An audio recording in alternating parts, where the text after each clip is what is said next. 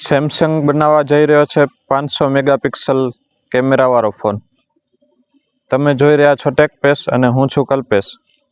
હવે 500 મેગાપિક્સલનો કેમેરો બનાવવો બહુ મોટી વાત નથી, પણ એને ફોનમાં ફિટ કરવો એક ચેલેન્જનું કામ આવી જાય છે. શું કામ કે 500 મેગાપિક્સલનો કેમેરો એટલે બહુ મોટો લેન્સ થાય.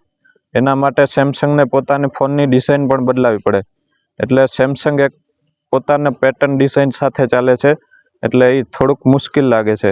અને બીજું એક કે એ ફોન હીટ બહુ થઈ શકે છે જેનામાં 500 મેગાપિક્સલનો કેમેરો હોય. શું કામ કે તેનામાં પિક્સલ બહુ વધી જાય અને પ્રોસેસર બહુ હાઈ પાવરવાળું જોઈએ અને બેટરી પણ વધારે કન્ઝ્યુમ કરી શકે છે.